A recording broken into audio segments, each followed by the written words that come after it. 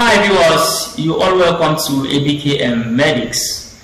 In today's class, we're going to talk about identification of medical and surgical instruments, part 1. But before we proceed with today's class, I want to use this medium to apologize for the long-term break without notification. I'm really sorry, the viewers. Then in today's class, like I said earlier, is going to be identification of medical and surgical instruments, part 1. Note, for you to identify these instruments, know that they are having nomenclatures, or their nomenclatures comes in different dimensions. These instruments you are seeing, they can be named based on their function, and they can be named based on their discovery, meaning the name of that individual, that particular person who discovered them. So with me here I'm having few instruments which I'm going to discuss today and their uses, as you stay with me. Here I'm having the number 1 instrument, which is the scalpel handle. This is what we call scalpel handle. This is the instrument used in holding of the surgical blade during surgery. These instruments come in sizes, so we use this to hold surgical instrument, and it is called the scalpel handle. Here with me I'm having a stitches removal scissors. Stitches removal scissors. That's the name of this instrument. This instrument is used in the removal of stitches after suturing. Here with me I'm having another instrument called the patella hammer, or you call it reflex hammer, or you call it percussion hammer.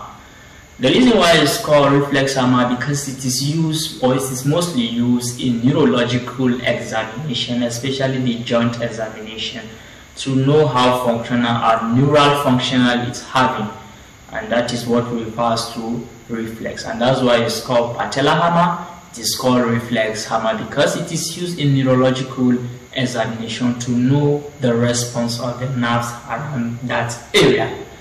Then aside from that, it is also called a percussion hammer. The reason why it's called percussion hammer because you also use it in physical examination. No, we'll have physical examinations such as inspection, palpation, percussion, and auscultation. Here, you use your hand to percuss, or either you make use of this hammer, especially when it comes to abdominal percussion.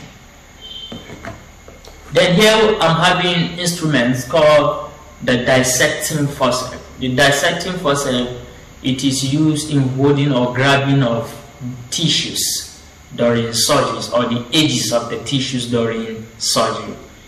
In dissecting forceps, it's made up of 2 types. We have the plain dissecting forceps. Here is the plain dissecting forceps. Then secondly, we have the two-thread dissecting forceps. Either you call it plain dissecting forceps, two-thread dissecting forceps, or you call it non-two-thread dissecting forceps and two-thread dissecting forceps.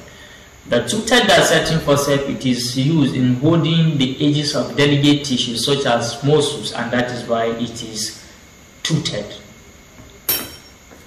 Then another instrument here is called the surgical scissors. Surgical scissors. These scissors, it is used to cut tissues during either surgical procedure or surgery itself. And the surgical scissors comes in sizes. We have the smaller size, the middle size, and also the bigger size. Here with me I'm having the middle size and the bigger size. Or you also use it in wound dressing, and at times we call it dressing scissors. Here is another instrument called Vagina Speculum. Vagina Speculum. This Vagina Speculum is used in retraction of the vagina, especially during certain gynecological procedures. Here you expose the area between the vagina and the cervix for easy accessibility. Then here it is used for certain procedures like introducing the intrauterine device, procedures like pap smear, procedures like cauterization. Here you make use of the Vagina Speculum, and this is what we call the Vagina Speculum. Then here we have the tongue depressor, or you call it spatula. Here you call it tongue depressor or spatula. This is used in certain procedure like oral examination, when you want to examine the oral cavity, especially when the patient or a client is so unconscious. Here in unconsciousness, there is one thing you notice is the falling of the tongue. Since there is falling of the tongue, here you use the tongue depressor to put down the tongue so that you can access the oral cavity very well. Then here with me, I'm having a Vagina Speculum. Vagina Speculum. This is also another retractor we use in widening the vagina during vaginal examination to also have the same function with the Vagina Speculum. But this instrument, like I said earlier, some are named according to who discovered them, meaning the person that discovered them. And sometimes these instruments are named based on their function.